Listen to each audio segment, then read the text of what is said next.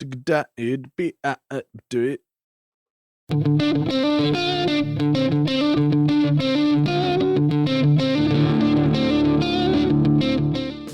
So there was one thing, the last piece of weird news. I didn't know if you knew this. I didn't know this. Back in 2017, Gatorade was banned and fined $300,000 for bad-mouthing water in a video game. Toy Story? Gatorade. Toy Story? Now, hopefully, Aaron listens a whole lot better than he did at that point in time. That is the goal. That is the hope. Because I need Aaron to do something very important for me today. Oh. The thing that I need you to do for me today, Mr. Johnson, is keep me in check on a few things. Oh. So here's the thing about successfully debating an argument, okay? Yes. I love Crowder.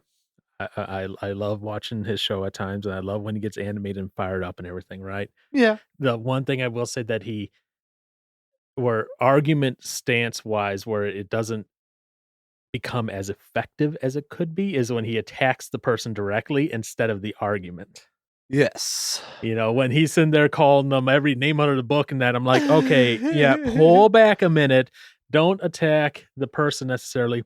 Yeah. Go after the argument. And I will say this. I went to the same school as one of two of these people here. They were only a year behind me in school. So it's not like we were, I was a senior in college and he was a freshman and he was only a year behind me. So not that much younger than me. No. He's only like a year younger than me in real life as well. So we're pretty close to the same age. Now, obviously, we have some differences in our demographics. I'm single. He's married with a kid that he adopted. And that's great. I'm glad he did. I don't go hunting on a regular basis. He apparently does. Nice. Although Yeah. there are times I question that statement, but that's just me. Again, don't want it to become about what he has or hasn't done. But Right. so that's the why Johnson is here, as well as to add his own color commentary to some of these things. No.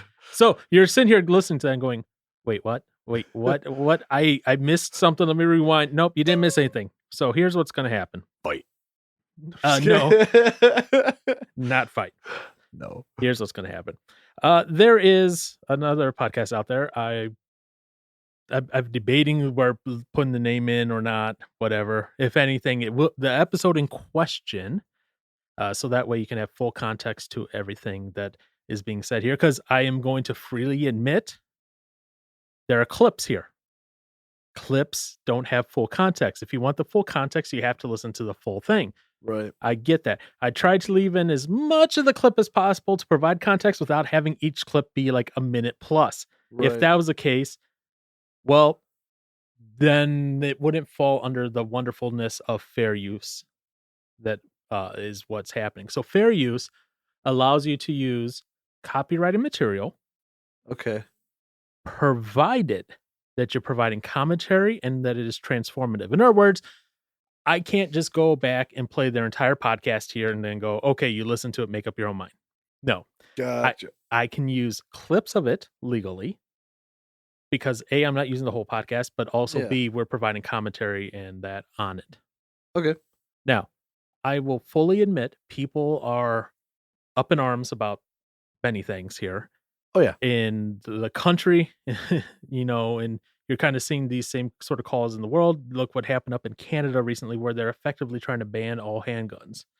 Yeah. That is something they expect to pass and something they expect to be enforced and something that they expect to happen, which a lot of people were surprised and like, wait, Canada doesn't already ban handguns? And they're like, this is a new thing? What? Yeah. Okay, cool. But anyway, so what we're going to do is we're going to listen to some clips from a podcast here. And you're going to hear some very how do I put this nicely? You're going to hear contradictory information. You're going to hear muddled and confusing two issues together to try to make a point and try to muddy the water on why the argument is correct.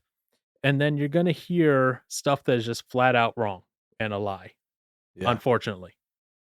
And that's the sad part about it, especially when it comes to the fact that it is a conversation about something as I would argue something as important and essential as the Second Amendment in the United States. And that's why we have kind of, these restrictive gun laws that come along, like let's say California's recent attempt to raise the age to buy certain guns to 21, why that got struck down because the court said, nope, you are impeding upon the rights of people, their constitutional rights by doing so. So, Mr. Johnson, shall we get started?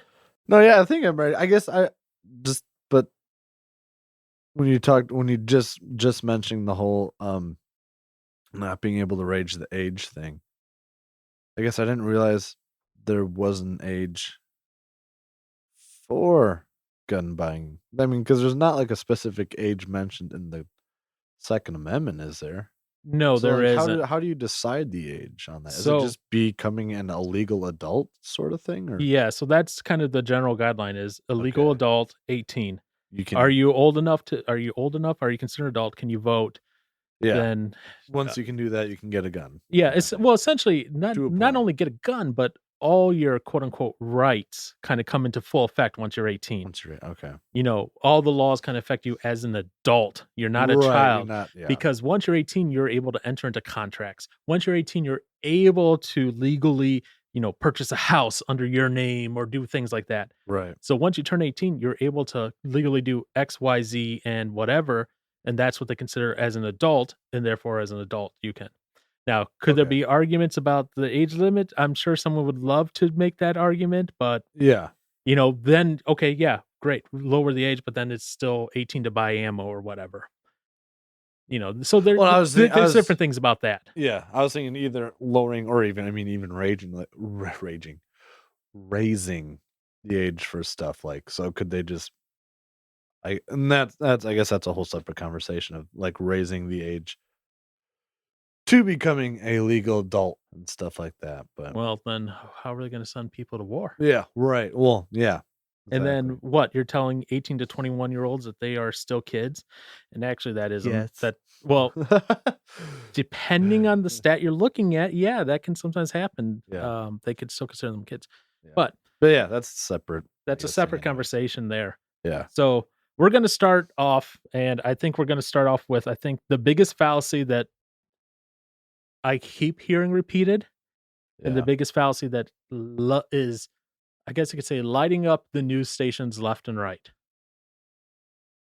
So this is a problem unique to America. Yep.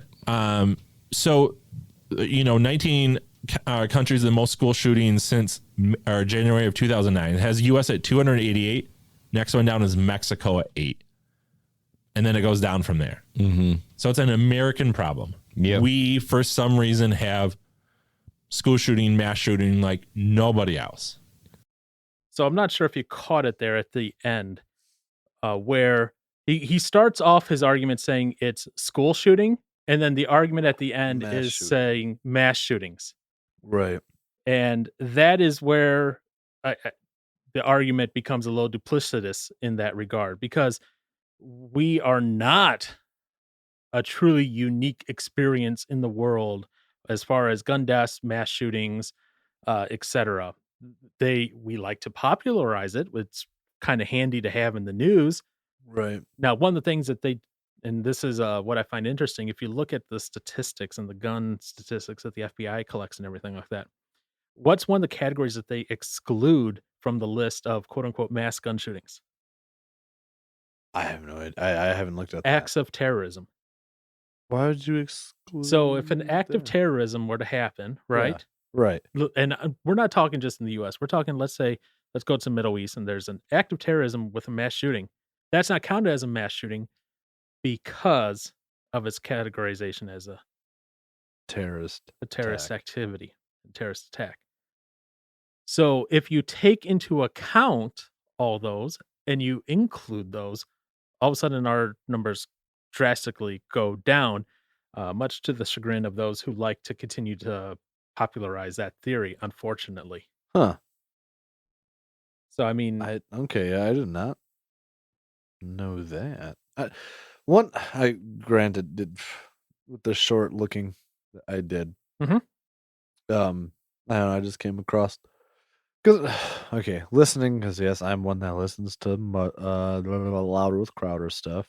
okay, Because he had pointed out that is like the United States is not the number one, I guess, as far as uh just mass shootings and stuff like that, or has the biggest gun problem, I right? suppose, in the country.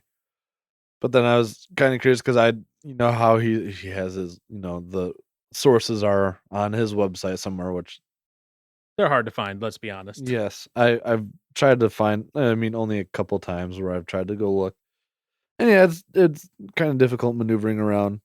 But for this one specifically, I want to find it, so I'll have to go do that because the first one that I had found was just talking about. Well, this one was talking about the annual death rate from mass public shootings, where it compares the U.S. to European countries and Canada. Good old Canada. Yeah, it's only from 2009 to 2015. Yeah, and to be fair, FBI statistics and other country not other country, but other three-letter agency statistics always tend to lag a few years, Right. which is nice at times, but also can be Irritating. very irritating. Yeah. Because I mean, granted, I don't think. I mean, even from 2015, I mean that's a solid amount of time. I guess that's a solid gap. Granted, from this one is from 2009 to 15. Yeah. That's only 6 years. So I guess from 15 to now, it's over over 6, just over 6. But guess it'd be nice to get another list, which maybe there's one out there. I just haven't found it yet. But So so where this I guess you could say this figure comes from for where this claim comes from, right? yeah, Is there was an article published in the New York Times and where the study, has this big old graph and it has all these chart. It's a big old chart essentially. And it yeah, has, shootings per, what let me pull up the chart right here. Uh mass shooters per 100 million people. Mass shooters per 100 million people. Remember, they jeez, don't include, the terrorist terrorist attacks. attacks in that, right? And then guns per 100 people. So they have those are the two axes that you have, right? Yeah, And the United States is far out to the right and far up on the graph, and everyone else is like in the lower left quadrant, yeah, except for one other country, which has Yemen, which has more shootings but less guns. okay, According to that New okay, York Times graph. yeah, Well, there's some people who go, you know what? Based on how you're classifying these shootings, they're like, what if we classify it where you including terrorist attacks are included in these right. mass Just shooters, right? gun. The gun number for the US still remains the same, which honestly, I'm kind of proud of America, to be honest. Number of guns per 100 people is 90. About. Wait, wait, hold up. Per 100 people, there's 90 guns. About, yeah. Now, this data again, Wow. like I said, because all three-letter agencies, their data kind of lags a little bit. Right. This is a little bit out of date. So I've heard more recent numbers say there's like more than one gun per person in the US. So Well, I just need to look around here and see that is could the be true. quite accurate. But anyways, so once you include then the mass shootings, right? Our Yeah. position on the chart goes from top right-hand corner to lower right-hand corner, barely above the X or the y-axis. Again, the y-axis being number of shooters. Right. Right.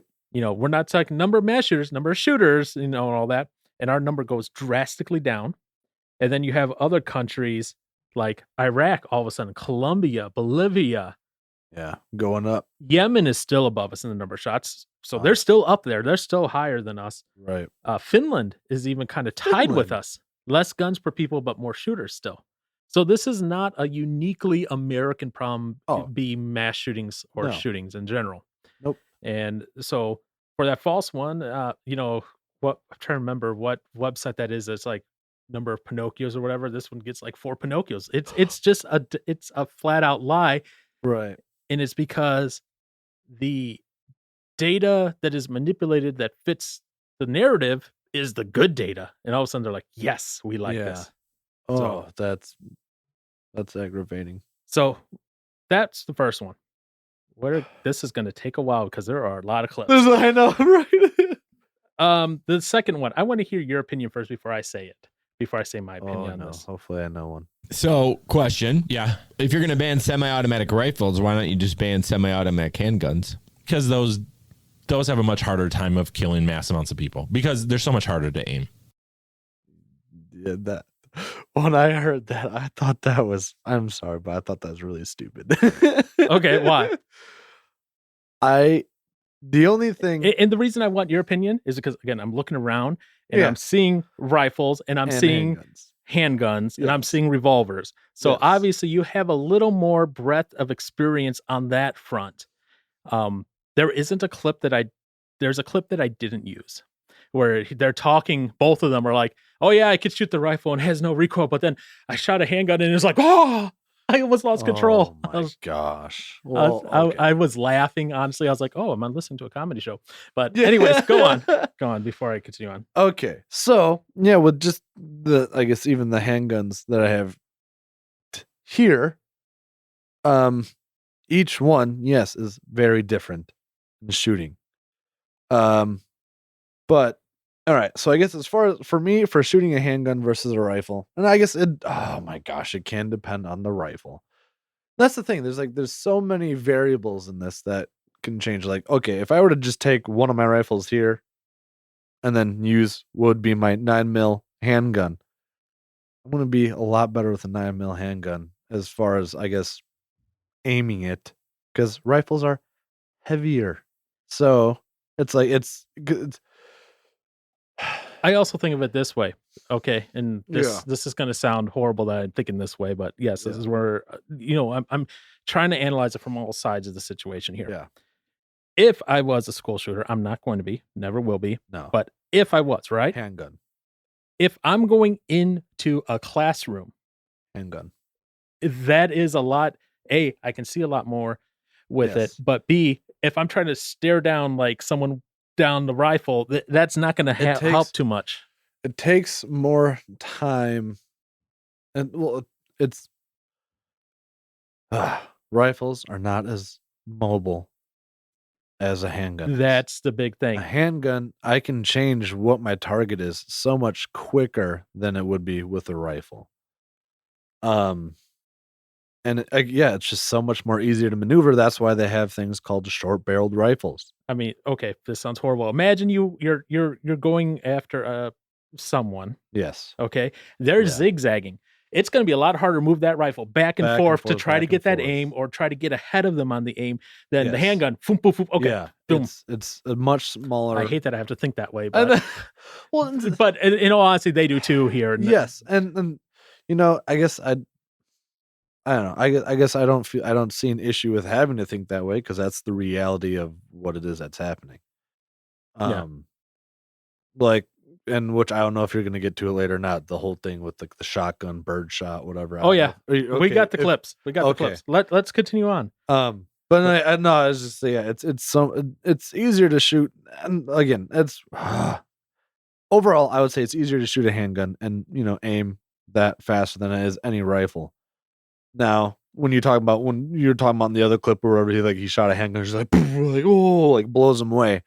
I was like, well, yeah, if you take this revolver in front of me and compare that to this little, my 9mm. Yeah. I mean, 9mm is like, okay, it's for me, it's like shooting not even shooting a BB gun, because that's insanely easy. Unless you have a gas blowback, like airsoft gun. Those kind of cool. Anywho, yeah, shooting that or like a 22 handgun is like shooting a BB gun, and there's nothing to it. You shoot this 44, That it's has gonna some good kit. back. Yes. Yeah. So in that regard, You mean the 9mm doesn't blow the lung out like Biden said? Oh my god. Anyways, let's No. get to this next one, and it is about rifle and aiming again. Okay. So this is gonna be creepy. So like if somebody was gonna go shoot up a group, a rifle is much more accurate than a handgun. If you're long distance away, like Yes. from, let's say, a hotel building, like the whole Vegas shooting. whole Vegas shooting, Yes. yes. If Absolutely. I hate that I say this, but if I'm in a classroom, I have a bunch of kids You- sitting there. Yes. I'm sorry, the handgun's a lot easier to deal with. You don't need again, and well, yeah, I mean, even like rifles, some rifles do have like the same round as some handguns do, or at least I don't know, I guess I'm foggy with the whole classification on some manufacturers where some are considered a rifle and some are considered a pistol when they're both basically identical. That I'm not understanding all that stuff at the moment. But I haven't dug into it really either. But it's like with a longer barrel, yes, that is going to increase the accuracy of where your bullet's going. But that's again long range shooting versus close quarters, which obviously the school shooting was close. So the rifle, yeah, that was overkill. But Yeah, here's their next segment about this as well. This is getting gruesome, but if you have a kid running down the hallway, you're probably not going to hit him with a handgun. Nope. I mean, if you're not good, yeah. Yeah, I'm like, okay, I know my aim still needs some work, a lot of work, to be honest. I'm still shooting a little too far down Yeah. to the left, Yeah. but I'm working on it, and that's why I work on it. And that sounds horrible because so I can aim better in case I ever do have to draw it and ever do have to use it. Hope I never have to do that. Yes. And I just like, I want to be of the fact that I know that if I'm ever in a situation where I do have to pull it, I know adrenaline's going to be running in my system. Yep. And B, no matter how good I am on the range, I know my skill set is going to be degraded probably about 50% just because of the fact that I am on that adrenaline rush. I am in an unfamiliar situation and that in the panicking mode. Yeah. And someone, unfortunately, who is of a sick enough mindset to want to go in and shoot and kill children or people in general they're pretty dialed in, probably. They're probably, unfortunately. Now, we'll get to that in a little bit where I start to have a lot of disagreement with them on some of their arguments. Yeah. Again, I'm not trying to go after them specifically, but there is a reason why I disagree with it, and you'll hear why in a little bit. Now, but yeah, so obviously shooting at a moving target is more difficult. But again, that all depends on the situation at hand. Like, are they running across your view? Are they running farther away from you? Like, if they're just running away, it's not too hard to just aim and shoot. But if they're moving across your sight of vision, like, and you have to like aim ahead kind of thing, that's gonna be a little more difficult. But depending on how far it is, think zigzag away. Zigzag away. Zigzag. Make your movements irregular so they can't, guess where you're going to be going next. But don't drop down because then it's hard to get up, and then that's bad. It's hard to get up unless you're very athletic, and that's like a normal thing for you, like sliding and getting up and doing. Yeah, not me either. Stuff. And but that's why I was listening to it. I was like, listen, I know I don't shoot rifles enough, but I know that it is just as easy or easier for me, especially close enough range, to use a handgun over a rifle. Now, granted, again, these are very different from what I'm about to mention because I've gone trap shooting before, right? And so obviously you're using shotgun and stuff like that. So with that, obviously, when you use a shotgun, it's got all the little pellets in their BBs or whatever that expand out as you shoot. But for trap shooting, it's pretty far away. And it didn't take long for me to kind of start to catch on and be able to catch or shoot the birdie. Yeah. Stuff like that from a distance away. Now, again, And to be fair, using a shotgun in that case, if It's- that Uvalde shooter had used a shotgun instead of a rifle, oh my there would have been a gosh. lot more dead and or injured. Yes, without a doubt. And Well, yes. No, yeah, still, absolutely. it doesn't matter the type of shot he would have used, because if he would have been close enough or whatever, Right. I could see that. If it was against a bunch of adults, I could see maybe a lot more surviving, but kids, Kids, no. And I guess it's like, guys, I guess going to the range, like you'll see there'll be guys there with shotguns, which part of me always thinks is kind of dumb. well, the last time we were at the range, the guys next to me had a shotgun. Yeah. And I just It's looked like, over what's- and I just saw the target just get obliterated, destroyed. I was like, right. And think that's at, I don't know, maybe 10 feet, maybe a little farther, depending. I don't know how close they had it. I wasn't paying. Yeah, they're about 10, 15. Okay. Because, like, and that's the other thing. Like, the closer you are to the target, it might not spread as much. Well, it won't, but still, The it farther happens. away. It still happens insanely fast. So I guess, yeah, with that being in a school, It's going to happen school faster than you setting. can run away. Oh, well, no, yeah, that for sure. But like, yeah, if you're shooting fish in a barrel, well, that sounds horrible. But That's essentially what it is when you use a shotgun, though. That's oh the yeah, problem. well, and being confined in a classroom.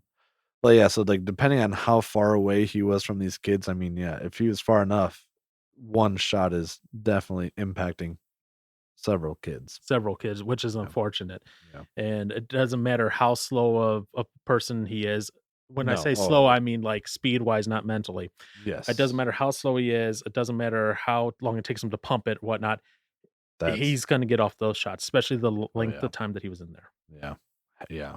But so the next couple things, we're just going to go through a couple of these here because Okay. some of these things come back later and get contradicted and just had me so frustrated through the entire process of listening to this one.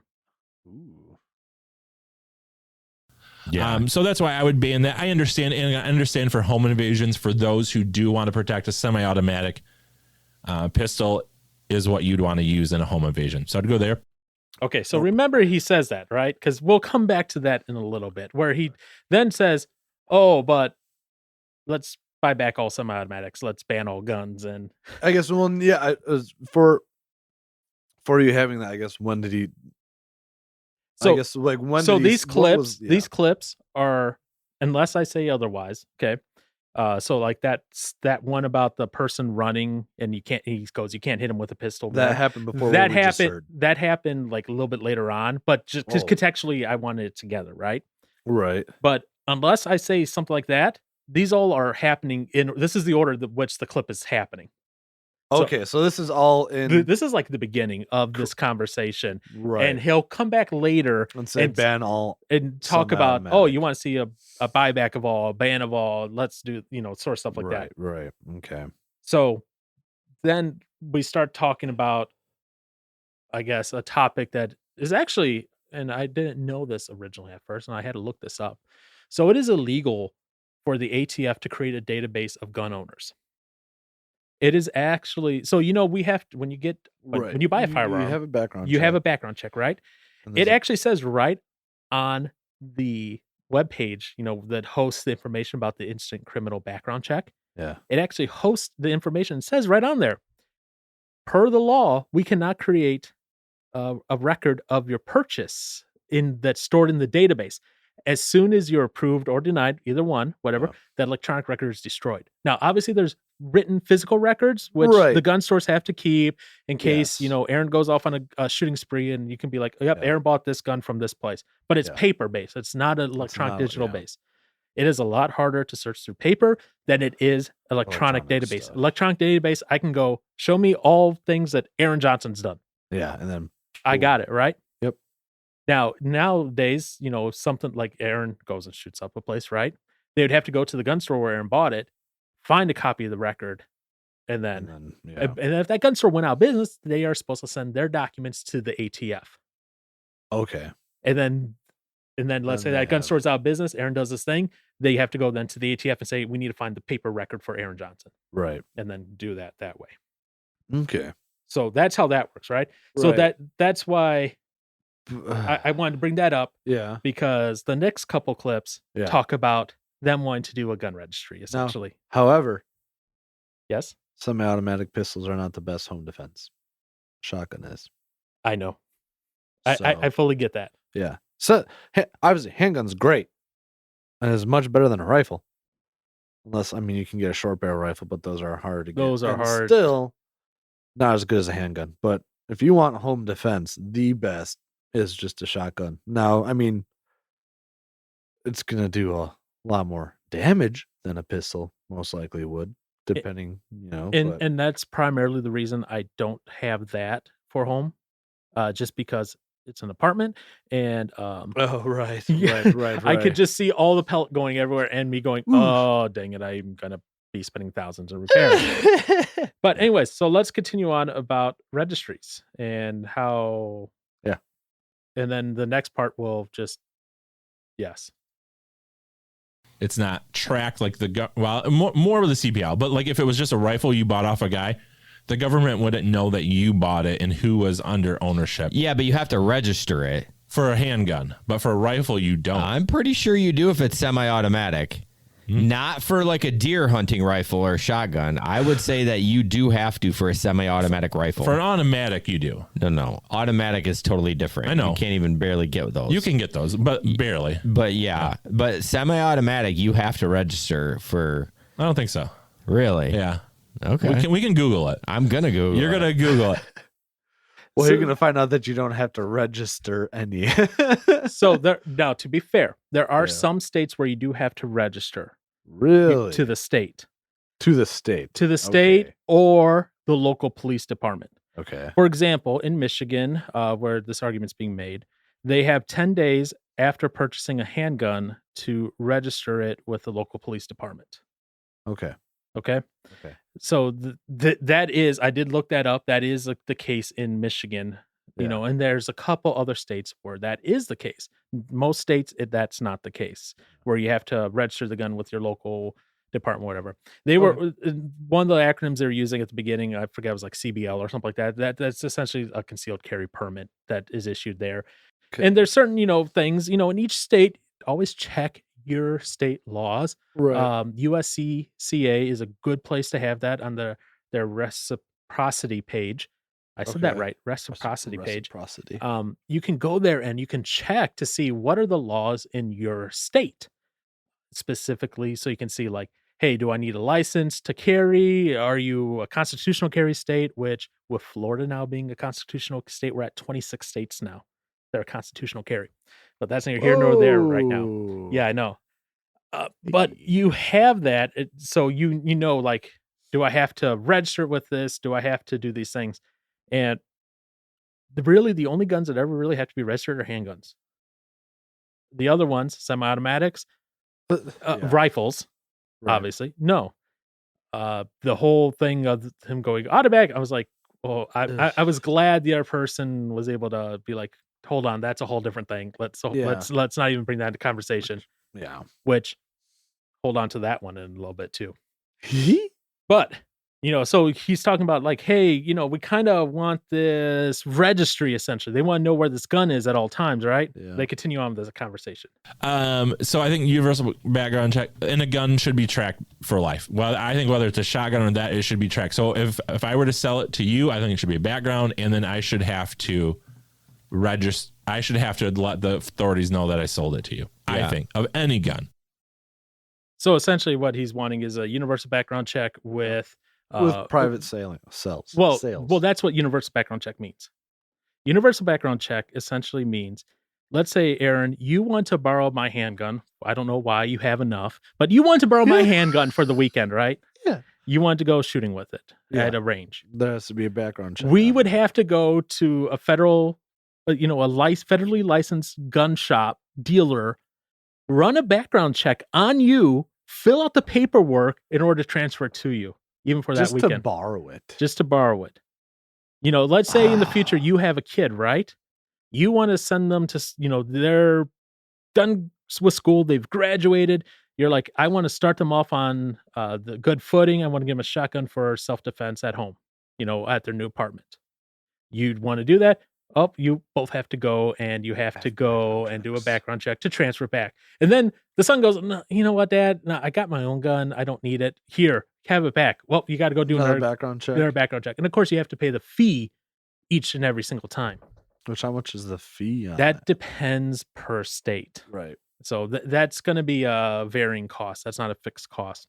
The other part of that is the registry, essentially, the track it at all times. And their argument was that, well, the government knows where your car is at all times, so therefore they should know where your gun is at all time. I'm like, hold on. There's a big fundamental difference here. A car is not in our Constitution as a guaranteed right, where right. a gun, the right to keep and bear arms. And we talked about how the Supreme Court has said, hey, yes, let's take a look at the whole Second Amendment in context and talk about what is the militia. The militia is the people, not a quote unquote group, as a lot of people try to just, they try to play the I gotcha game on Twitter or Facebook, whatever, and they say that. And okay. But anyways. Yeah, I guess the whole, I don't know.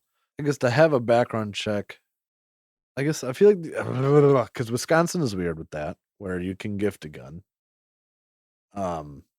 Which that's something I've been meaning to look into, where if I gifted somebody a gun not knowing they had, well, I guess when you're supposed to gift, if you gift a gun to somebody, you better trust them a whole lot with the gun, one.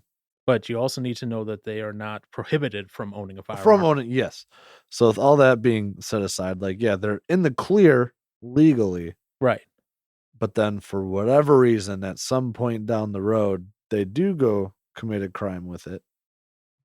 Does that get traced back to you?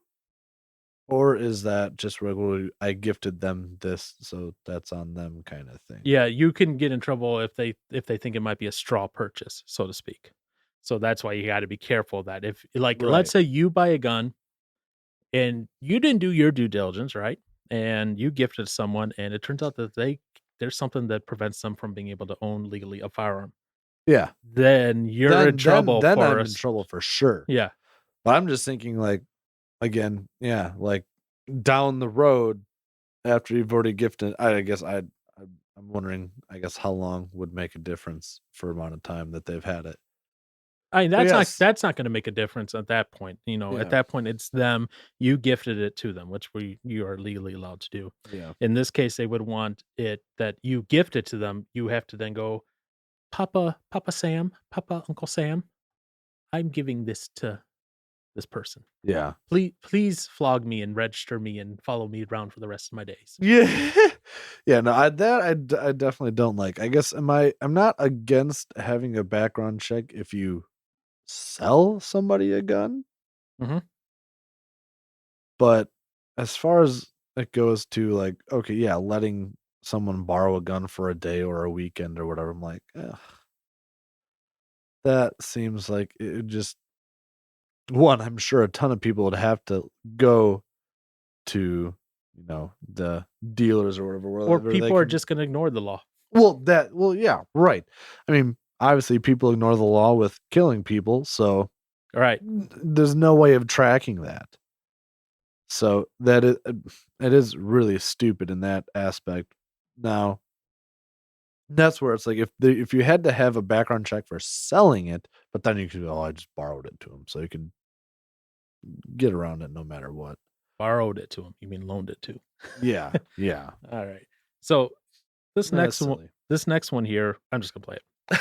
I mean, there's multiple levels of that. I think, right, it should take longer than 30 seconds. It should go through all databases, every state. Yeah. It should make sure, like, there's nothing there. I think even with mental health, that should at least kick it, so that they check into it. But then that means it would kick it for me. Maybe. Yeah. But or like talk to your therapist. I think, because again, and we'll get into it in a second. Again, and a universal background check also means that a private sale needs a background check. So first off, they don't get back to it. But the part that really bugs me, irritates me there is where he goes, "Oh, and talk to your therapist." I'm sorry, that is protected medically. You are not allowed to do that unless it is. You're not allowed access to medical records, private medical records, unless it's the investigation after someone's may died or they're a suspect in something horrible. You don't get to just go and be like, "Oh, I'm going to access your medical records from your therapist." Da da da da da da. Oh, That's what he's saying. okay. He's saying, hey, we should check Okay. on the mental health, and mental health should kick it where essentially you're denied or you get I guess a more intensive review, so to speak.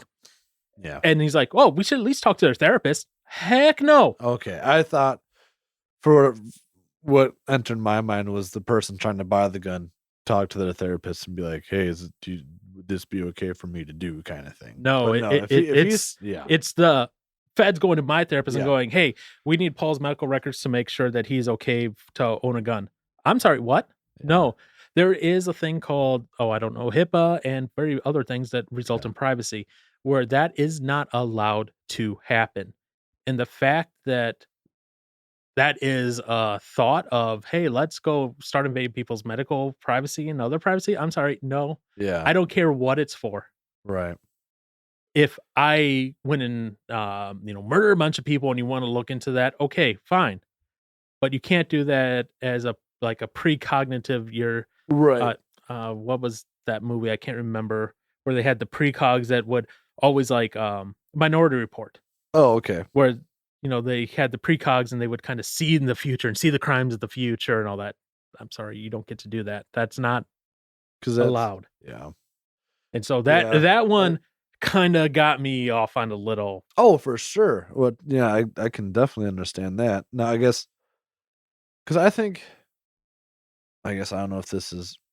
Well, yeah, I would imagine this would be countrywide, not just state by state, but with the whole thing of the difference being either voluntarily, like if you were to go in, Oh, that's doing voluntary that's versus a federal level thing. that's federal. Okay. Yeah. So if you're involuntarily committed, Yeah.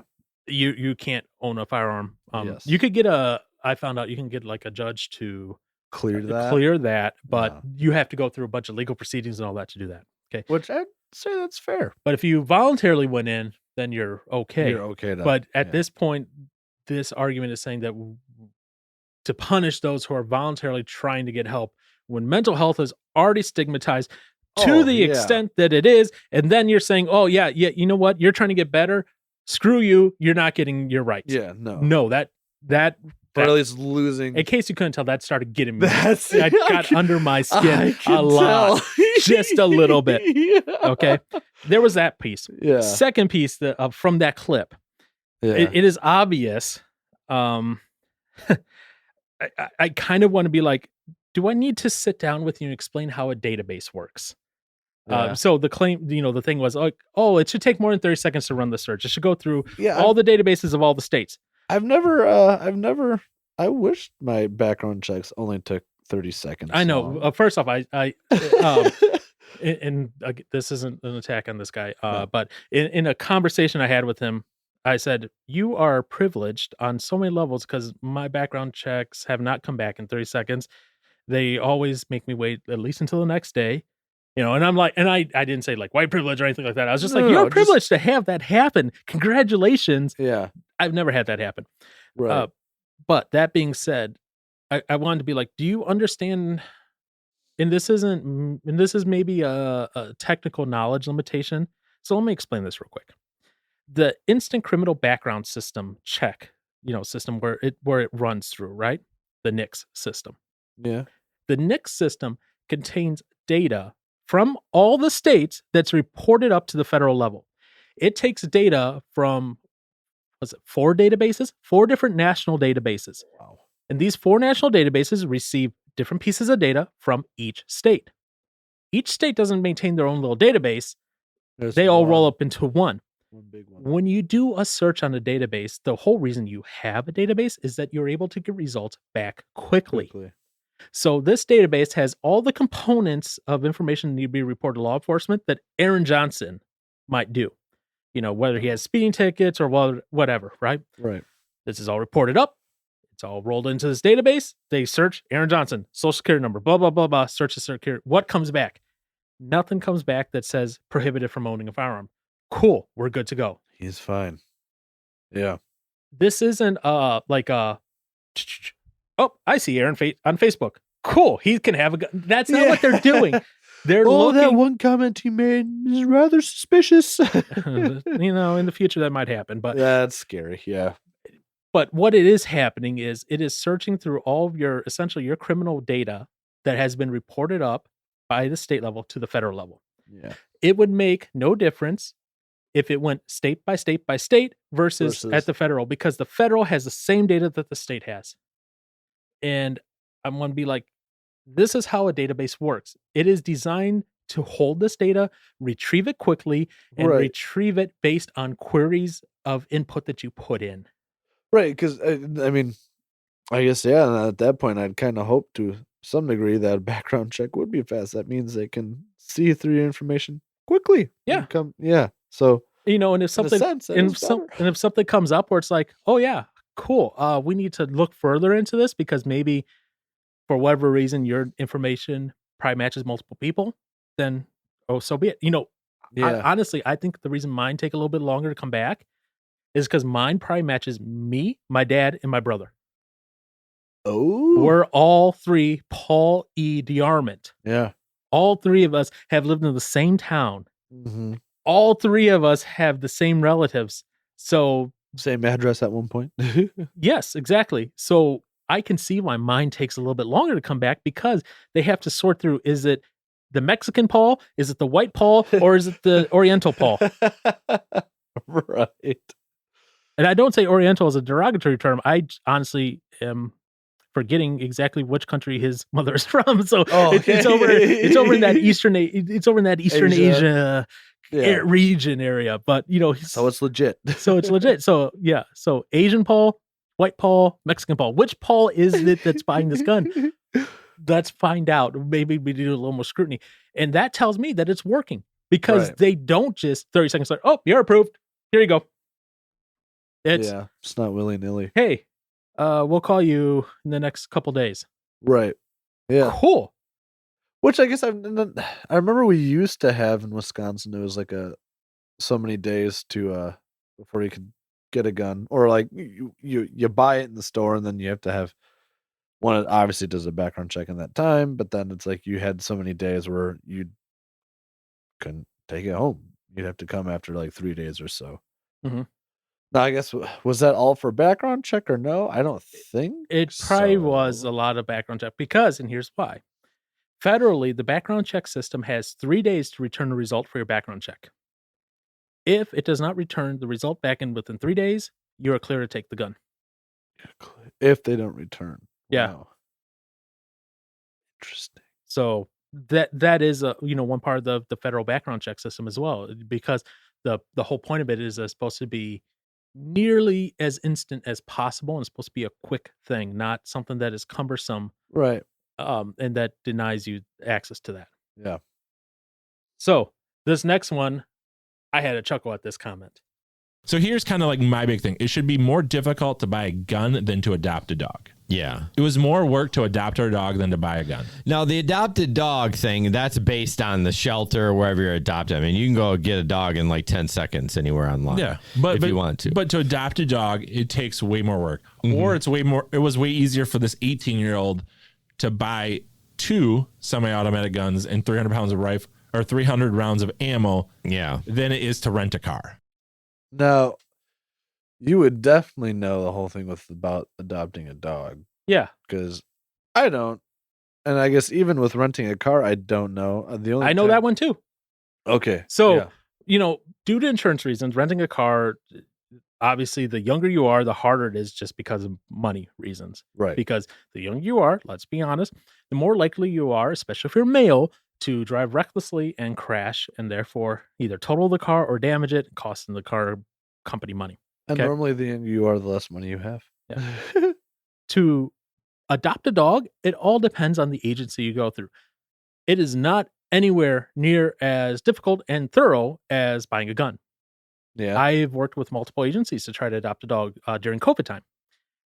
most of like the private rescues, you know what they require you to do? You fill out a little web form online, your name, your address, blah, blah, blah, a little bit about yourself, give you a little bio. It's almost like a little dating bio, and then they'll be like, okay, we're going to arrange a home visit. Essentially what they want to do is they want to see the type of home you live in, Yeah. what type of dog would fit best with the size of the house that you're in and that, do you have a yard? Do you not have a yard? Blah, blah, blah. Yeah.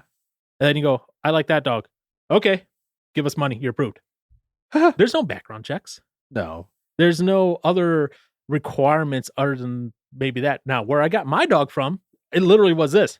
Hey, I'd like to see this dog. Okay, come in. I like this dog. How much? Okay, that much. Here's a check. All right, I walk out with the dog.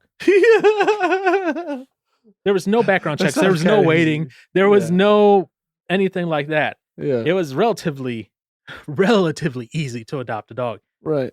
And even the ones where you have to do the home visits and all that, that's not that much. You know why it was over COVID a little difficult to adopt a dog? Everyone wanted a dog. Right. Yeah. You would go and be like, I want to see this dog. Oh, that dog's already adopted. How about this? Oh, that dog's already adopted. How about that? Let me guess. They're already adopted. Yeah. What's left? Oh, the ugly thing. Okay. No, never mind. Skip that. That's okay. Hey, man, that's pretty much what it was like for some guns at some point because they're all sold out. Yeah, I know. Everybody wanted one. Thank you, Biden. Thank you, Trudeau. Thank you. So I was like, no. It is not harder to adopt a dog than it is to buy a gun. Nor is it harder to rent a car potentially. It's just based on your age and just your turns. And you know what?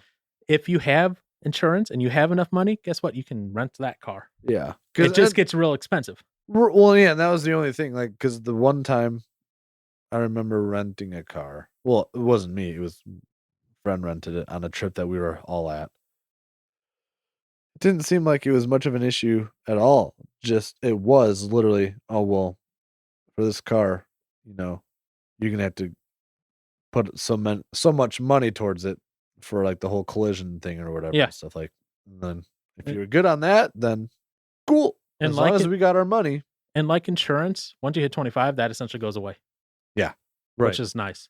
So no, it is not easier to buy a gun than to adopt a dog. Or as I like to say, it is not easier to adopt a gun than to adopt a dog.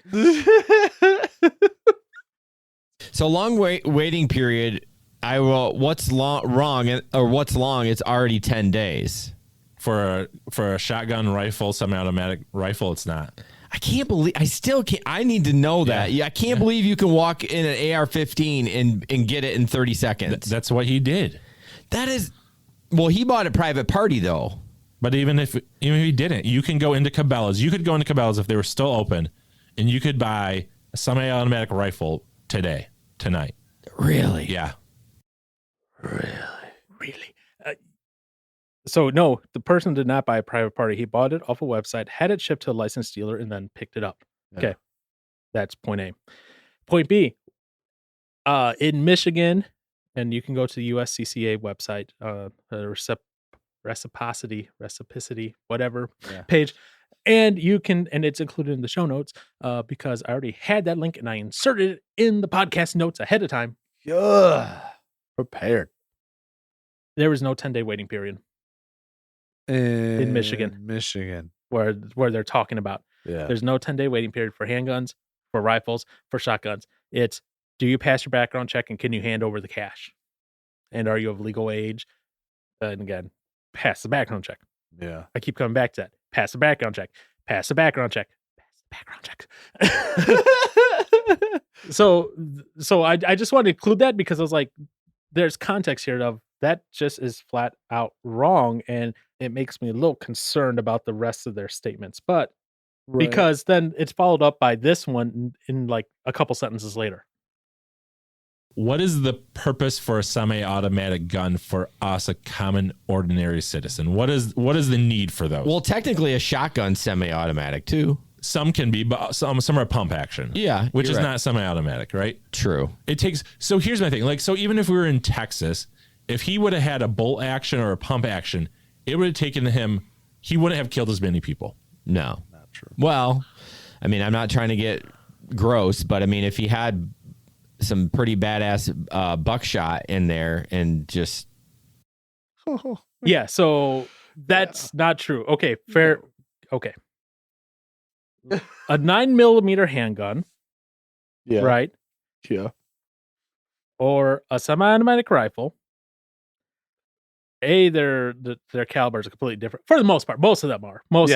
Yeah. Okay, you don't normally have the same calibers between them, right? And it doesn't matter if that's bolt action, semi-automatic, pump, shotgun, whatever you want to claim is going to be the next best savior of everything in the world. They are all destructive. Let's be honest. Absolutely. And this sounds horrible, okay? If you have a bunch of people standing in a row and you have a nice high caliber rifle. Yeah, a 9mm, according to Biden. Yeah, not but if you have a nice high caliber rifle, bolt action or whatever. You're wasting ammo. Well, A, you're wasting ammo, but also B, if it's high power, it might go through more than one. Yes. Oh my goodness, yes. And that's okay. So Again, shooting fish in a barrel. right. Yeah. No, and the reason I started doing this because now if anyone hasn't heard, because I'm noisy as all get out, I am pulling out what I have is a rifle of mine that's a bolt action. So for yes, you'll shoot slower than a semi-automatic, but it doesn't take long to do, like to reload a new round into the chamber for a bolt action. Now I guess I touched this gun again for the first time Monday. Yeah. This is Wednesday, but it's been years. Now I guess obviously some things you just never, whatever, like muscle memory, stuff like that, but just boom, done. Yeah, that's relatively quick.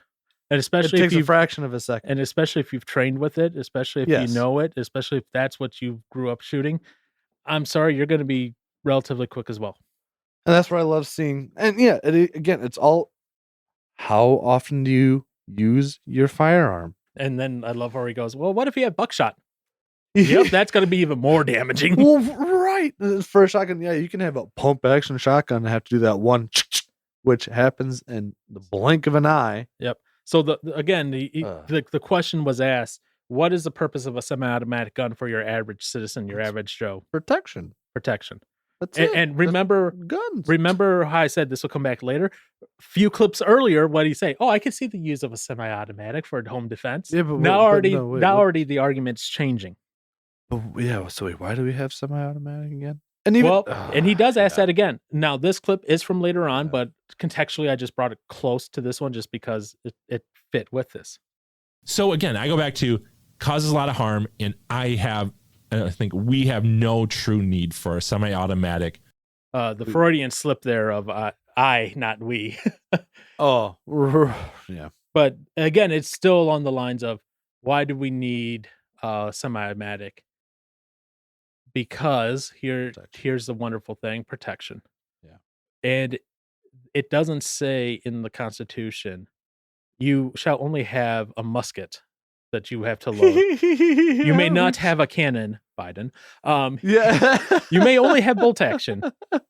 It says the right to bear arms shall not be infringed. Yeah. Yeah, there's no specifics. Because guess what? Technology is going to change in 10, 15, 20 years. Technology is going to look all sorts of different. Right. And then we're going to be going, oh, no, semi-automatic is the only thing that you can have. You can't have this because there'll be some weird like bolt action that makes it crazy. And then that, of course, leads into, I guess you could say gun controller's favorite argument. They're like, well, in case the government, like, we want to overthrow the government. Like, if the government turns bad. Buddy, your semi-automatic gun is not going to stop a drone or a tank or a missile. They can wipe us out in a matter of seconds. Yep. I find this argument funny because they called January 6th the insurgency and there were no guns present. The insurrection. Yeah. And I'm like, you were fearing government takeover and no one had a gun. And now you're saying, oh, you don't need a gun to protect yourself from someone who may try to. Well, yeah. And I guess to one point, I could see it because Yes. Versus a tank, yeah, you're not going to do much. No. Okay. A drone, I guess, unless that drone is armed. It's going to be armed, it's going to be a high Yeah. altitude drone, not a low altitude drone that your rifle's going to be that able you're to gonna hit. be able to see and all that. Yeah, all Yeah. that jazz. Like, okay, yeah. If the government turned against us and used our military against us, yeah, we wouldn't stand a chance. But now, my only thing, if I ever have this conversation with anybody, I always think of you, Paul, and another person. But it's like, all right, I would hope that there'd be enough people in the military that would question an order that would involve them killing and attacking their own people. Now, Yeah. I can see how, I can't remember what examples he gave in history, but he's like, one of them was Germany and stuff like that with the Nazis. Where if the government has convinced the military enough, a lot of them probably won't question it. Yeah. So my only hope would be in that instance is enough people in our military would be like, hold up, this is wrong, and try and warn anyone back home, Well, kind of thing, before something goes down. and I look at it this way. Okay, right now, the big thing going on in the world right now in 2022 is Ukraine. Right. And we are shipping guns over there, automatic and semi-automatic over there, Right. to take on Russian army. Yeah. So you're telling me citizens armed with guns aren't able to take down a large army force from a large government? Oh, wait. That's what's happening right now. I know, and that's why I love it when that comes up, and I'm just like, Right. let's go to Ukraine and look at Ukraine for a moment. Right. Well, there's that. Yeah, especially if you give anyone that can hold a gun a gun. Yeah. But now also it's granted they are highly outgunned in a sense. They are outgunned completely by Russia. But the fact that they can still put up a fight is one incredible. And yeah, I guess goes to show that it will have some stopping power. Yeah, Now because granted, it might be messy. it's going to be And- messy, and you're not going to yeah. take down the tank, but you're going to take down the tank driver. You're going to take down hopefully, the yeah. other people that are operating other components Right. of different things. And if you're close enough to a tank, the tank is only so effective. Yeah. You have to be a ways away from a tank for it to really do damage, kind of thing. Yep. So as soon as you get close enough to it, then it's no longer, useful. All right. All right. Okay, next. So the next two are going to go back to back here. I get we're based on guns. Yep. But other countries have had guns, had mass shootings, and then have banned them, and then they've bought back those weapons. Because again, we weren't the only country with a ton of weapons. Other countries have just said, you know what, we're not going to deal with it. We're not going to put up with this. We're going to make drastic laws, and we'll buy back people's semi-automatic or whatever weapon, their ARs and that. You don't think that could happen in America? I don't. No. I don't want to see that happen. You don't want to see a buyback? No. Okay. I think there needs to be changes like we talked about the background check, but do you want to see a buyback? Sure. Okay. Of just what? Semi-automatic. Handguns? No. Semi-automatic rifles. Again, That's not going to solve the problem. So we did that with automatics. I mean, we made it so hard to get and so hard to even, still own that. I mean, look at the crimes. None of them have been done with an automatic weapon because you can't get them. So definitely is in favor of a wonderful buyback Buyback. confiscation, not compensation, of semi-automatic. Now keep that in mind, because that will come back up in a little bit again, because of course it always does with arguments like that. Yeah. But what are your thoughts about buyback, Mr. Johnson? No.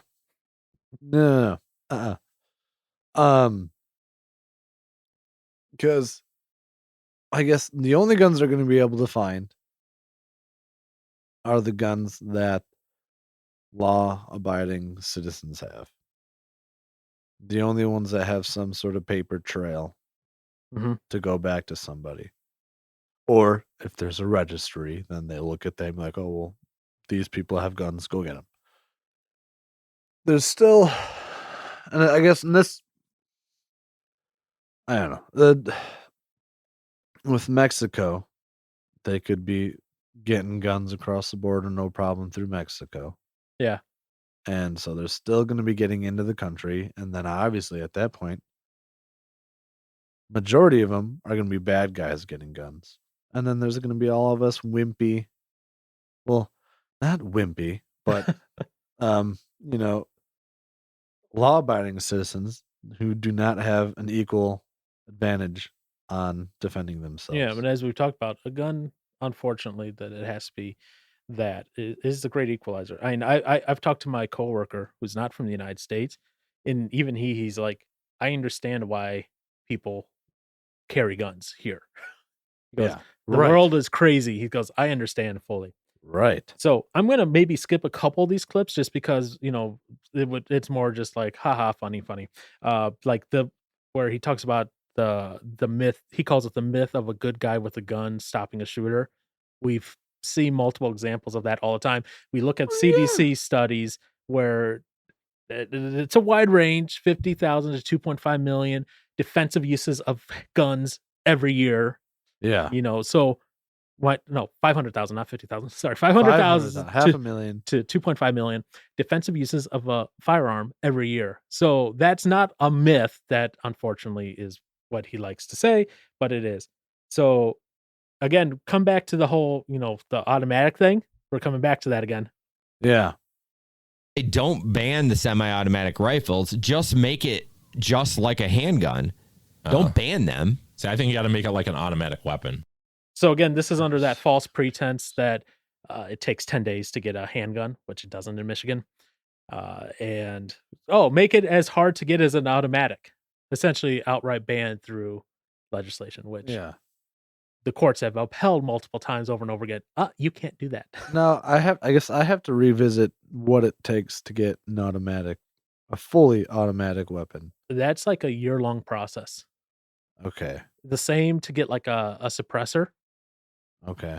So you have to get a special tax stamp. Yes. You need to stamp to get fingerprinted. You need to go through a whole crazy intensive background check and all that. Yeah. But it's obviously going to be more for an automatic. Right. No, right. Than a suppressor. Because I know I've always known that it's a lot more of a hassle to get a fully automatic, to the point where most people probably don't get one. Yeah. It's probably pretty expensive besides finding the gun A. And then just going through all the taxation and all that. Yeah. Which that is one of the bills that has been introduced into Congress at the national level to try to reduce what they call assault style rifles, is an 1,000% tax on those selected rifles. Yeah. We'll see what happens with that one. But let's continue on, because this is where I kind of start thinking, I'm like, okay, I'm with one of the guys here where he's like, well, hey, let's do more cops and protection at school. And yeah, we'll just go for that. More cops at schools. Okay. There should be a police officer assigned to every single school building. Yep. I don't care how much it costs. Yep. I'd pay more taxes in my county or my city. Metal detectors and things to prevent people from entering. That kid got into a propped open door. Okay. So to be fair, at the time, that was the narrative, that he got in through a propped open door. We now know that that wasn't the case. I'm not going to ding him for that one, because that was the narrative. That was the narrative at the time. That's what everyone thought at the time. So the door was open for him? Because I guess, that's what the thought was. It wasn't, though. It wasn't propped open. It was just open. No, it was unlocked. Yeah. I'm sorry. No, yeah, I'm sorry. Unlocked, not propped I shouldn't say open. It was unlocked to, yeah. I'm sorry. Whenever I think it was open, it was just you could open it and walk in, kind of thing. I guess when I think of propped open, I think of ajar, because that's what my truck always says to me when a door is not fully shut. Yeah, so it's not going to be that, but yeah. But that is the narrative at the time. So I agree with that. A police officer each school, metal detectors, lock it, make it hard to get in. Yeah, and I remember. It was a high school I remember going to back in the not one that I went to Case High, but I went to a high school Yeah. I don't remember which one it was, but they supposedly had metal detectors there. They were never working. It is probably Horlick, because Horlick did that. Probably was then. Yeah, because But I yeah. remember that happened after I graduated, where they put in metal detectors and all this other stuff, try to do the thing. And yeah, it's not going to work all the time, but Well, at I least say it's they something. never were. I don't know if they were on or not. Yeah. So I don't know. So But yeah. continuing along the lines of that thought, right? Yes. So one of the guys was like, "Hey, let's do this school hardening, essentially," which I agree with. Let's do that. Well- That's part of the, like, one of the laws that they're trying to pass through Congress right now is funding for that. I'm like, Yeah. sweet. Yeah. I'm all for that. Because we've even talked about it at work. Like, what about like veterans and stuff like that are retired and stuff like that and And maybe looking for a need job. something to do? Yeah. Yeah. So let's continue down that path of that. So I'm skipping a couple clips. We'll come back to them because those clips also got me really angry. But I think more cops and more metal detectors could work, but we've been doing that since Columbine. So my school, No, we haven't. well, we've spent a lot of money. Schools have spent a lot of money. So think of back when you were in school. Did you guys ever have an active shooter drill? No. Did you guys ever have any doors locked? No. So we have spent a lot of money since Columbine. We have, some schools have cops. Again, I don't think it's a bad thing. Well, spending a lot of money doing a shooter drill, that's not a lot of money. No, but the shooter drills, there's how they've done the building. I mean, okay, you lock the door. You don't spend a lot of money on that. But they have, though. They've done, and how do we do that? They've done officers. Our country has spent, like, if you look it up, like, we've spent money on trying to reinforce our schools and trying to. Of course. We've done that. But it's not worked. It hasn't worked. So that's what I'm saying. If we keep doing it, are we really helping? because we actually haven't done that across the board. We've done it at some schools, Right. but not across the board. No. And I do appreciate the other person kind of pushing back and saying, hey, this is something that can work. And I'm going, no, it won't work. Yeah. And then what are we doing to the mental health? If we're doing like full lockdown, like prison style in school, what are we doing to our kids' mental health? No, that's not. It's not prison lockdown. Where some of them want to go, it is. Well, how? Like you have to go through a metal detector? Big deal. They just walk through it and it beeps. Hey, bro, what do you got? Yeah. So walking through a metal detector, Aaron, is like being in prison. Just so you know, Well, then I guess I go to prison a lot because they're at concerts quite often. Yeah, I know. It's like anywhere you go, like concerts, sporting events, big groups of people gather. Right. There's usually like some sort of security metal detector, like Summerfest. You go there, Yes. there's that all the time. Yep. So I'm like, oh, cool. I'm going to take a picture next time I go to Summerfest and go like, I'm going into prison. Yeah. But anyways, so this is why I was like, I want to keep, because there's like 4 of these clips that are real close together that are all interlinked. I'm going by what teachers in schools have said. It's going to feel more like a prison. And then second of all is recess. What are you going to do at recess? That's a good point on recess. Because again, or if there's one door, and now you're not saying this, but some are saying we should only have one door, which then is stupid because then you just set off something in the school and everybody runs out the one door. That's not what you're One saying. door at all? That's what some are saying. Well, that's a fire hazard, bro. I know. That's a fire hazard, bro. So 2 things on that one. Yes. Okay. The what do you do for recess? Yeah. Fenced in yard. Well, yeah. My elementary school had that all the time. Well, mine did not on one side. Now, I mean, Yeah, the past but couple of years it has been. You get funding for them and it's fenced in and you're good to go. Right. Now, the one door argument, this is where I have That's to get a little personal, okay? Yeah. Because he's taken an argument completely out of context. Okay. Because I know where this came from because he's twisting my words actually. Because I said one locked door where they can enter in. I didn't say one door in the whole building. I said one door where people, like guests or what all that come in Yes. during the day. Right. It's one point of entry. Exactly. And that's where he's twisting my words to say, oh, no, one door in the whole building. I'm like, no, that's just the only one where I'm going to get personal with that one. Where it's like, no, Well, yeah. that's- No, and I guess I wonder for recess though, because I mean, okay, if you have a fenced in lot or whatever, because no, I guess there's a school 2 blocks away from me. None of that's fenced in. Yeah, but maybe get that in the funding bill to fence their yard in. Yeah, there's that. But then I guess depending on the fence, even then, now granted, yes, you'd either have to climb the fence to get in, depending on how crazy of a fence you decide to build, or if it's like one of the why can't I think of the name of it? But it's like a metal Yeah, chain link fence. chain. Yeah. Yeah, nothing's gonna be perfect, Well, unfortunately. no, yeah, and that's the thing. So it's like, yeah, you can shoot through that, whatever. Now, granted, that could be a far distance away from the kids. If you're gonna actually shoot from the fence, Mhm.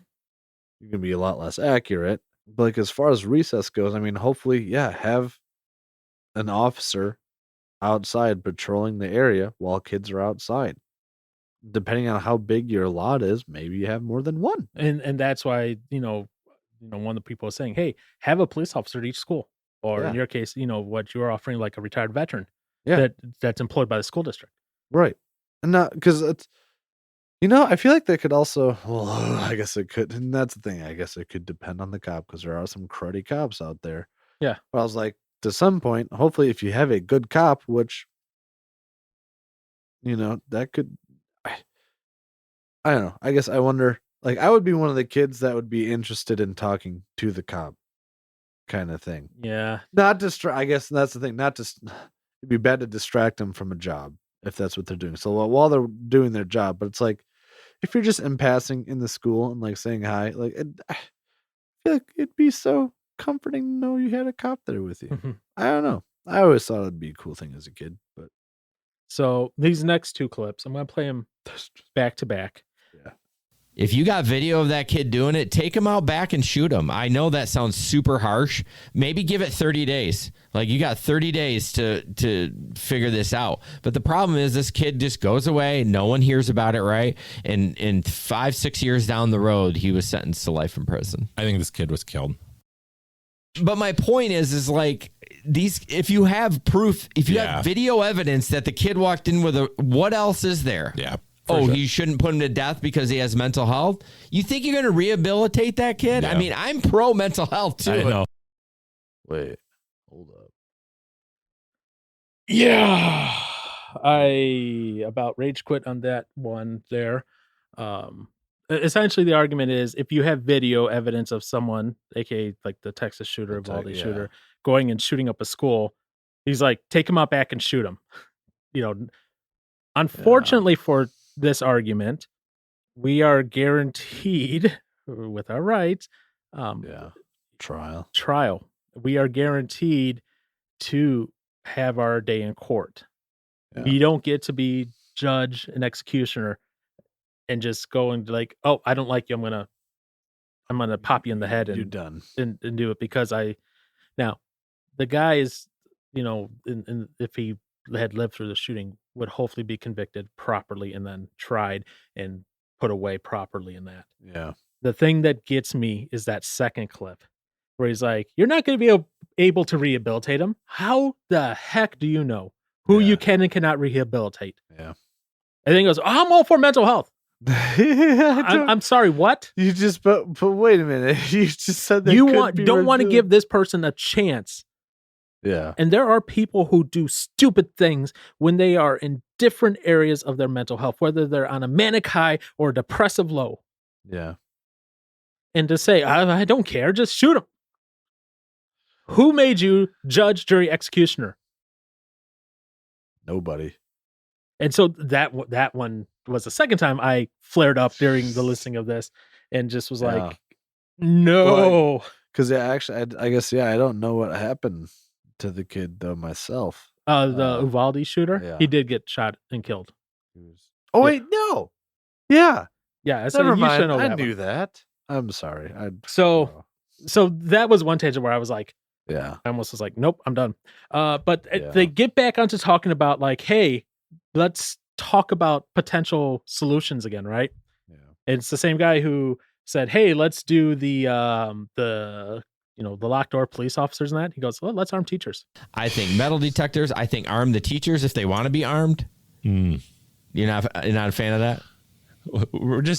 There's so many things. Like it could work in theory, but again, who's going to buy the gun? Well, it should be up. Yeah, it should be. Yeah. Who's going to do the training? Who's going to do this? Right. And then we don't even trust them to write or do their own curriculum anymore. We don't trust them for anything. And then we're like, hey, and again, who are the two? there's a difference between training for like a concealed carry permit and defensive handgun training that is objective, that is set standards, that is known what to do, versus training of, well, guess what month it is? Yeah. We are going to go to a drag show. Yeah. And I'm not talking about a car race. No, Okay? unfortunately. There's a difference between that. There's a reason why parents don't trust people to write their own curriculum in that regard, because it is very subjective, Yeah. to what the teacher wants to teach and who the teacher is. Objectively, being able to defend, and notice it wasn't brought up to force a teacher to carry and defend. No, it's was up to the teacher. if you want, and that was, by the way, a solution I offered as well in my little diatribe conversation back and forth. Yeah. Is like, if a teacher wants to be trained, let them. Who's Right. going to buy the gun? The teacher's teacher. gonna buy the gun. It's That's their gun. Who's going to do the training? Certified defensive handgun trainers. Yeah. There's a lot of that training, and concealed carry training. There's a Now, lot of that training. I heard at work that supposedly somewhere in Ohio they're looking at potentially having the teachers. Yes. Well, having teachers if a teacher wants. There to is get there is a school district or a school, I forget which one of Yeah. the two, in Ohio where that's happening. That's happening in other little ones. I've seen photos from some schools, like mostly private schools, where it says yeah. there were signs outside the school that said all the teachers at the school are armed. Enter at your own risk. See, that's a school that's probably not going to get messed with. Yeah. And so, we keep going through this whole thing, and the argument I keep hearing is more gun-free zones, more more areas that are safe and that, and then I'm under the opinion that more people armed will save more lives. How's that work in the United States? We have the most guns in the world. Do you know that it's a gun-free zone on a school property? But anywhere we have mass shootings. I mean, so the grocery store wasn't. So again, I grocery go back to store that was. CDC study, 500,000 to 2.5 million defensive uses of a firearm per year. So I agree with that first statement. More people that are armed, the more the safe we're going to be. Yeah. And then I personally, I love the little shift. It was like, oh, but schools are a gun-free zone. Well, what about this? The grocery store, I thought that was a gun-free zone. It very well could have been. Now, here's something interesting. I don't know if you knew about Michigan. What? So, in Wisconsin, if you go to a store or place and they have a little sign that says, no guns, no weapons, that's enforced in Wisconsin. You can get in trouble, right? In Michigan, it's not enforced. A store could put that on there and you can't get in trouble legally. You could be kicked out of the What? store by the store manager, but you won't be in trouble legally. What? Yep. Again, I'm it's moving on to Michigan. It's on that USCCA page. Is that really? Yep. Huh. Okay. Now, here was the last one that kind of Ruffled the feathers. when I heard this. Have you ever seen that Simpsons meme where it's Skinner, the principal, and he's like, all these children saying, XYZ? He goes, could they be wrong? Could I be the one? Or could they be right? Could I be the one the wrong? No, it's them who's the problem. Have you seen that one? No. Oh, so, it's whatever. So, it's like guns, the children all say that guns are the problem. Could they be right and I be wrong in my solution? No, the children are messed up. It's guns that are the problem. Stuff like that. Where it's essentially blaming everyone else. And Yes. you'll hear why I thought that. My last thing I want to rant on is it is sad to me that those who most oppose reasonable or even like again really discussing, do we need to get rid of certain guns? The most pushback I've had are Christians. Over and over. Now, also I know more Christians than non-Christians, right? So like that's biased, but the non-Christians in my life are much more, we need to figure this out. Well, it's because most of the Christians that are lean right. And I think, again, then that's over Facebook, that's over Twitter, that's over in real life. It just keeps hitting me that why does it seem like Christians are on the wrong side of every freaking thing lately? Yeah, abortion should be legal. So that's what made me think of that, because he's like, Yeah. I'm over here, I'm correct. It's everyone else that's wrong. That's got something wrong. Yeah. See, now as far as a Christian goes, none of this, I guess, is there a right and a wrong technically? Well, according to him, there is. Right. And that's where I was like, no, there are people who are on both sides. Yes. And I didn't play one of the clips because this was starting to go a little long, but he's bemoaning the fact that his representative in Michigan goes to the same denomination as him, Yes. denominational church. And he's like, well, But how he's could this done be? And nothing. how could he do this? And that's this, and this. Yeah. And I was like, because he is a Christian, he is like you, a human, and that is his beliefs. Yeah. And just because it is different doesn't make it right or wrong. Same with yours. Right. And because as far as guns go, I guess that is a tricky thing because it's like, okay, yes, I believe that we are better off with them. And again, like I'm on the side of the guy where it's like if more people were armed and people knew that, there would be less issues. Because one, your life is all that more at risk of something being ended potentially or damaged. So the thing is like, yeah, I can't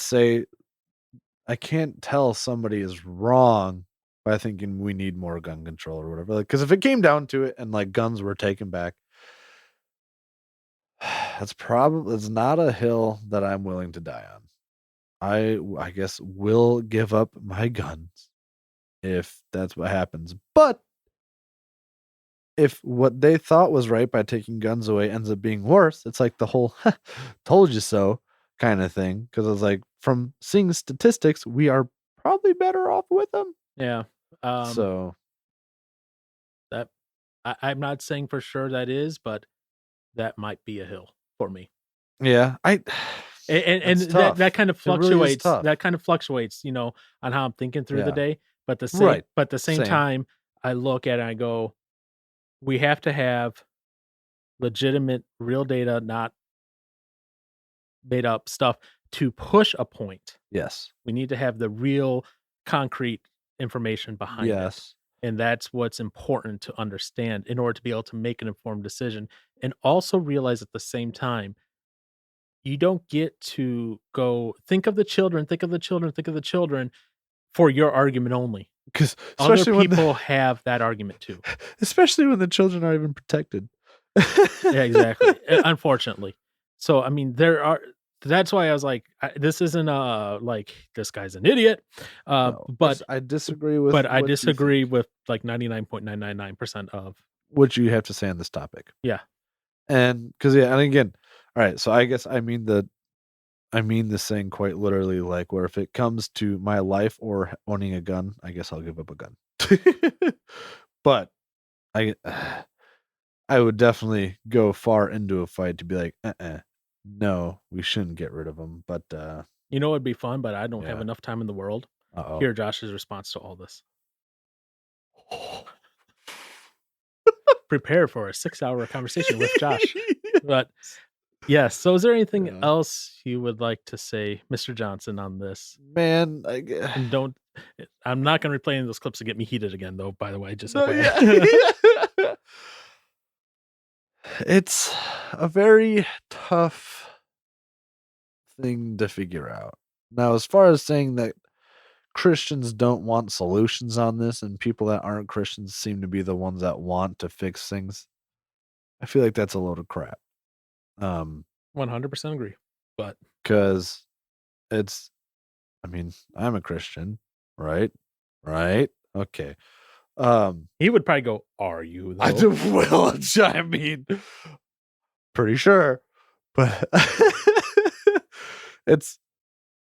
I guess you got to be a sick human being to not care about what has happened Yeah. to people in these situations, and where it's like, oh, I guess if you have the viewpoint of it, well, it happened, move on, kind of thing. No, like that's messed up, and it's. I would love to see things get better. Everybody would love to see things get better. Now, I guess depending on what you ask, what everybody thinks is better, that's gonna be very different.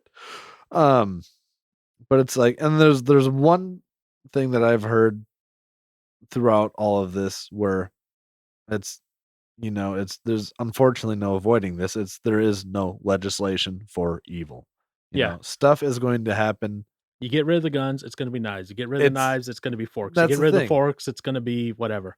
People are going to get creative. They'll make stuff at home that'll cause. I mean, you can make makeshift bombs. I don't know. You will find a way to make something to go off and do whatever the heck it is you want to do.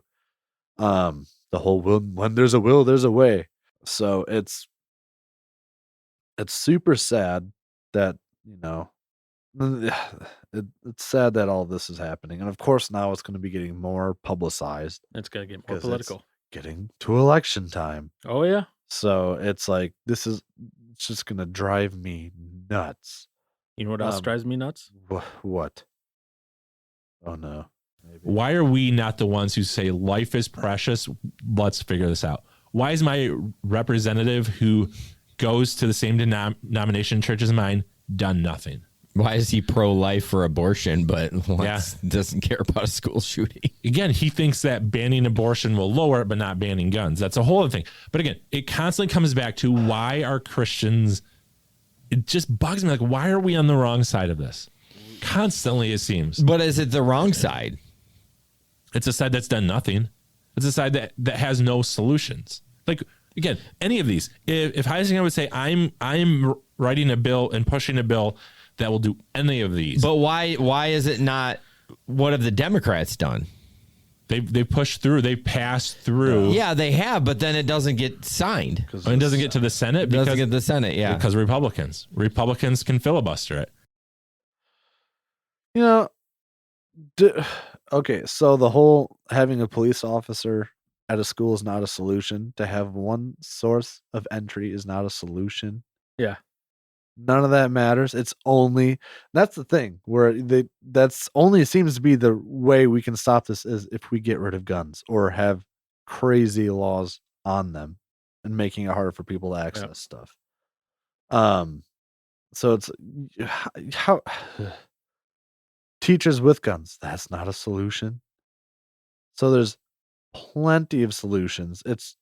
We don't want to see the guns potentially getting taken away or going in that direction because that's just inevitable of happening because that's happened so many other places. But as you know, it's like these solutions are brought up. He's like, oh, that's not going to work. That's not going to work. And I love it because all throughout the whole thing, he's going. And you have to start to wonder, do you even care? Do you have a heart that says, I don't know the answer, but we're going to do everything we can. I don't care if it's your list or my list. Do one of those. But none of them work. Yeah. That's ultimately what comes down to that drove me nuts. Is like, do this, do one of those. But none of them work. Not good. No, that's not good enough. That's not. Teachers having guns. Nah, so and that's why I pointed out, and again, breaking back to the personal, point out there are solutions out there that unfortunately Democrats have resisted voting for, such as strengthening the schools. Yeah. And why would you not want a strong school? Because it doesn't get rid of the magical AR-15. But anyways, so yes, this was an interesting thing. I do have a heart, by the way, Mr. You do have a heart? I do. Are you a real boy? I'm a real boy.